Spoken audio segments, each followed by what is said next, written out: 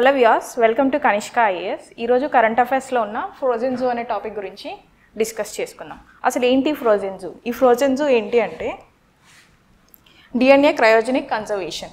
ఇది ఎందుకు న్యూస్లో ఉంది అంటే ఇది ఇండియాలోనే ఫస్ట్ టైం ఎస్టాబ్లిష్ చేయడం జరిగింది. మరి ఇది ఎక్కడ ఎస్టాబ్లిష్ చేశారు అంటే డార్జిలింగ్లో ఎస్టాబ్లిష్ చేయడం జరిగింది. డార్జిలింగ్ అనేది వెస్ట్ బెంగాల్లో లొకేట్ అయి ఉంది. మరి అసలు ఎందుకు ఈ ఫ్రోజెన్ జూని ఇంట్రడ్యూస్ చేశారు? ఎందుకు ఇంట్రడ్యూస్ చేశారు అంటే IUCN రెడ్ లిస్ట్ ప్రకారం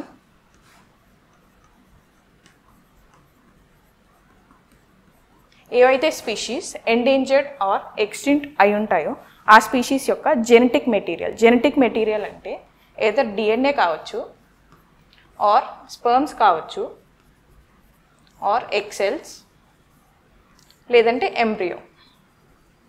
ఈ జెనెటిక్ మెటీరియల్, ఆ స్పీషీస్ యొక్క జెనెటిక్ మెటీరియల్ని ప్రిజర్వ్ చేయడానికి ఈ ఫ్రోజెన్ జూ అనే కాన్సెప్ట్ని తీసుకురావడం జరిగింది. మరి ఈ జెనెటిక్ మెటీరియల్ని అసలు ఎందుకు ప్రిజర్వ్ చేయాలి అంటే ఈ ఎండేంజర్డ్ స్పీషీస్ అనేవి ఫ్యూచర్లో డిజపియర్ అయిపోతాయి ఈ స్పీషీస్, కాబట్టి మళ్ళీ వాటిని ఎన్విరాన్మెంట్లోకి రీఇంట్రడ్యూస్ చేయడానికి ఈ ఫ్రోజెన్ జూ అనే కాన్సెప్ట్ని తీసుకురావడం జరిగింది. మరి ఇది ఓన్లీ వెస్ట్ బెంగాల్లో only Padmaja Naidu Himalayan geological park అని ఇంట్రడ్యూస్ చేశారు. మరి దీని ప్రిజర్వేషన్ ఎక్కడ జరుగుతుంది అంటే కొలాబరేషన్లో జరుగుతుంది. ఎవరితో కొలాబరేట్ అయ్యారు అంటే హైదరాబాద్లో లొకేట్ అయినటువంటి సెంటర్ ఫర్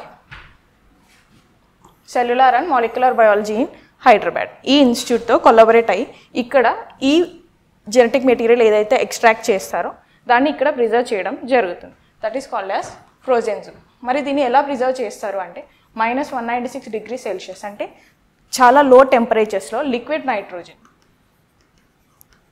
లిక్విడ్ నైట్రోజన్ని యూస్ చేసి ఈ మెటీరియల్ని ప్రిజర్వ్ చేయడం జరుగుతుంది. మరి ఏదైనా ఒక కరెంట్ అఫైర్స్ మనం డిస్కస్ చేసాము అంటే దాని యొక్క రెలవెన్స్ మిగతా GS సబ్జెక్ట్స్ మీద ఆర్ ఎగ్జామ్ పర్స్పెక్టివ్లో మరి ఇంకా అది ఎలా అడగొచ్చు అనేది కూడా మనం డిస్కస్ చేసుకోవాలి.